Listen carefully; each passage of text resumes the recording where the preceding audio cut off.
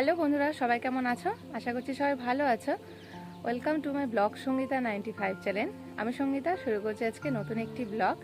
আজকে নতুন একটা সকাল, নতুন একটা দিনে তোমাদেরকে নতুন একটা রঙিন দিনে তোমাদের অনেক অনেক ওয়েলকাম জানিয়ে আজকে ব্লগটা স্টার্ট করতে চলেছি।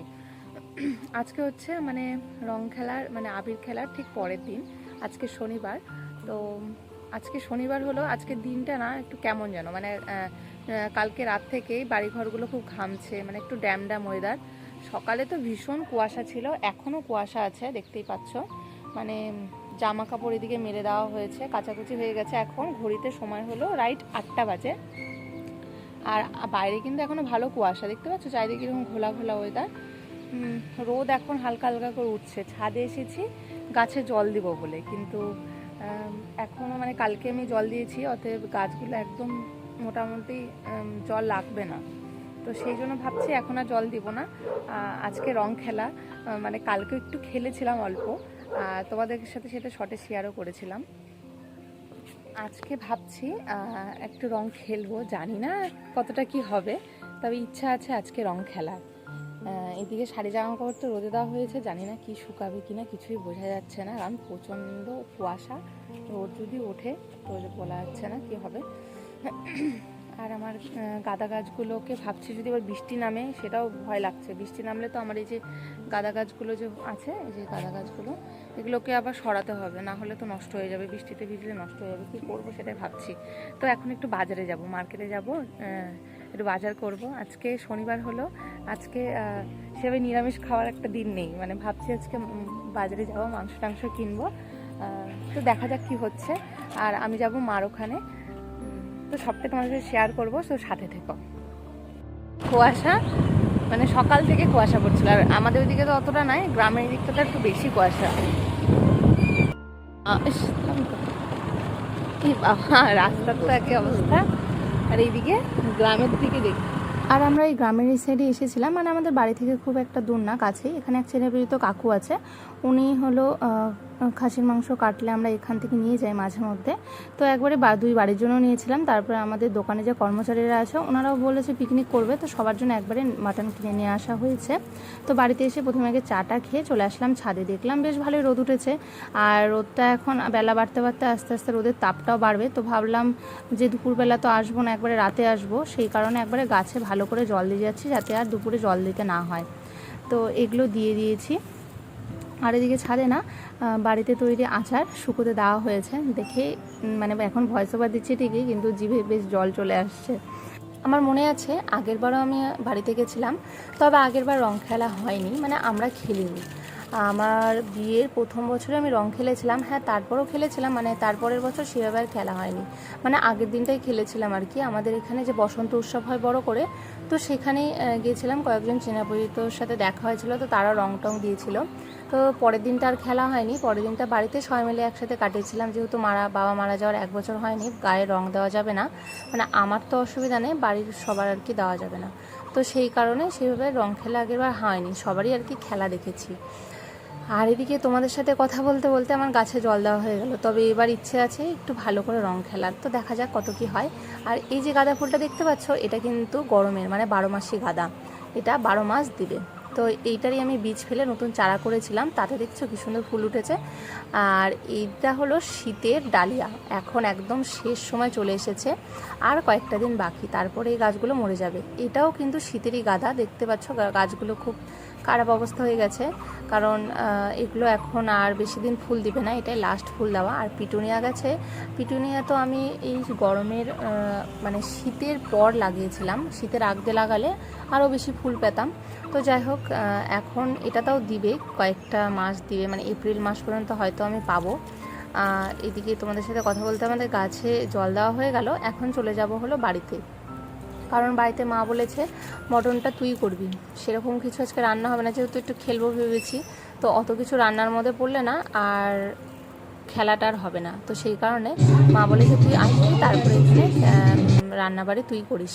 তো এদিকে বাড়িতে চলে এসেছে, আর আমাদের এদিকে পাড়াতে কিন্তু খেলা অলরেডি শুরু হয়ে গেছে, সব ওইদিকে সাইডে খেলছে, তোমাদেরকে পরে দেখাচ্ছি সেটা। এবার আছে খুললেই দৌড়ায় চলে আসবে সব খেলার সেই চোখ। আর এদিকে দেখতেই পাচ্ছ কড়াইতে মাংস কষানো চলছে, সমস্ত যোগাযন্ত্র করে টোরে এখন কষে গেলে মাংসটা জাস্ট ঝোল দিয়ে নামিয়ে দিব। আর এদিকে আমাদের গিলে তালা দিয়ে রাখছি, মানে গিলে যদি তালা না দিয়ে রাখি তাহলে সবাই খুলে ভিতরে এসে রং দিয়ে চলে যাবে। তো ভাবছি আগে রান্নাটা হোক, তারপরে সবার সাথে রং খেলবো। আর তো আমাকে ডাকছে তুই আয় তোকে দিব, আমি বলছি না রান্নাটা করছি, রান্নাটা আগে হোক তারপরে আমরা খেলবো। তো এদিকে দেখতে পাচ্ছি আমার দাদাকে অলরেডি জানলার মধ্যে দিয়ে মানে গ্রিলের ফাঁক দিয়ে ভূত করে দিয়েছে।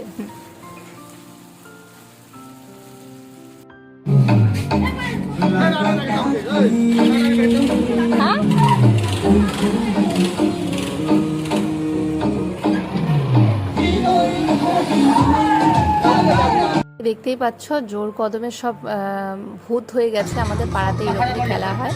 তো ভিডিওটা বন্ধুরা স্কিপ না করে দেখতে থাকো। আমার রান্নাবাড়ি হয়ে গেছে, এখন হবে খেলা।